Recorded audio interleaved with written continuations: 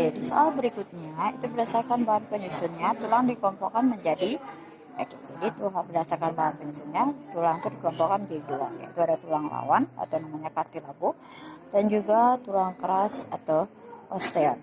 Nah, untuk soal nomor 12, perhatikan tulang-tulang berikut ini.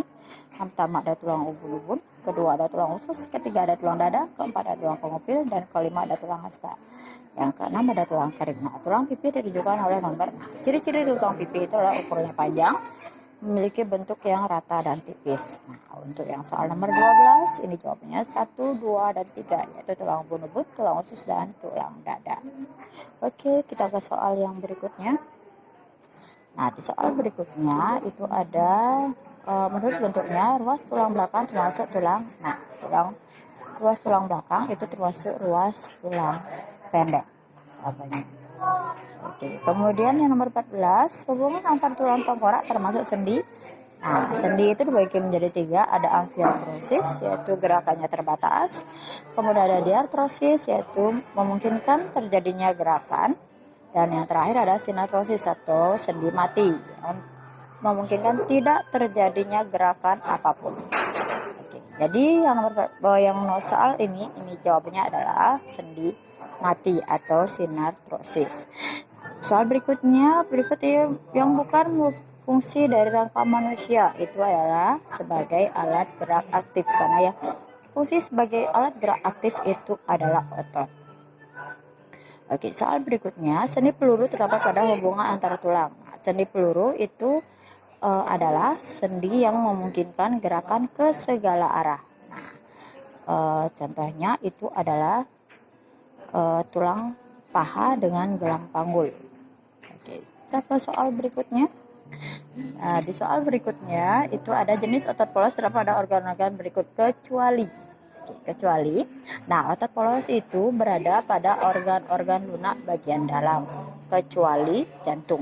Karena kenapa jantung tidak termasuk otot polos? Karena jantung itu otot yang bekerja adalah otot jantung. Jadi soal ini jawabannya adalah jantung. Oke. Soal berikutnya, gerak berpindahnya seluruh bagian tumbuhan yang arahnya dipengaruhi oleh sumber rangsangan disebut gerak. Oke, jawabannya adalah gerak nasti. Karena itu ditekankan pada gerak seluruh bagian tumbuhan. Kalau gerak sebagian itu taksis. Kemudian kalau dipengaruhi oleh rangsangan luar itu tropisme.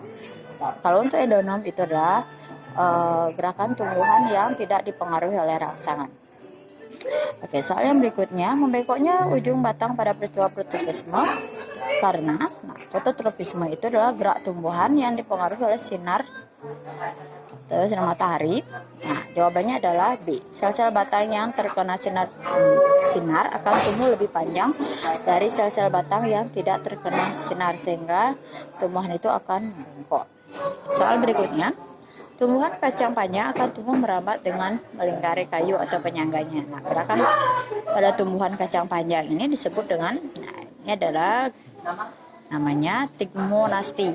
Tigmonasti itu gerak tumbuhan karena adanya sentuhan, atau bisa disebut juga dengan seismonasti.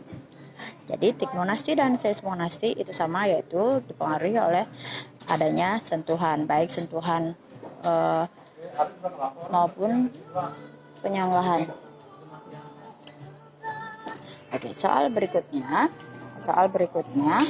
nyamuk adalah salah satu hewan yang mampu berjalan di atas air. Prinsip yang dimaksud nyamuk tersebut adalah, jawabannya adalah A, karena adanya tegangan permukaan air, dan juga karena nyamuk itu lebih ringan.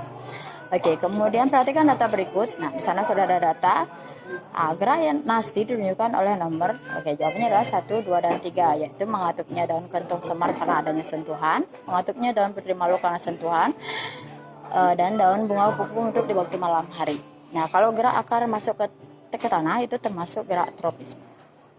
Oke, soal yang terakhir, seorang pelari menempuh lintasan lari sejauh 800 meter selama 40 sekon. Berapa kecepatan yang harus dilakukan olehnya? Nah, berlari sejauh 800 meter itu dilambangkan dengan, ini disebut dengan jarak, dilambangkan dengan S, yaitu 800 meter. Kemudian selama 40 sekon. 40 sekon itu adalah waktu, jadi T sama dengan 40 sekon. Jadi rumus dari kecepatan itu adalah V sama dengan S per T. Nah, 800 per 40. Jadi kita hilangkan nolnya, sama-sama dihilangkan nolnya. Jadi 80 dibagi 4. 80 dibagi 4 hasilnya 20. 20 meter per sekon. Jadi jawabannya adalah A. Oke, sekian pembahasan dari soal ulangan yang pernah Ibu berikan. Jadi untuk siswa yang masih ragu dengan jawabannya, sekarang sudah diperjelas, dan mohon untuk dipelajari kembali soal-soal yang sudah Ibu berikan ini. Dan selamat untuk yang sudah dapat nilai yang bagus.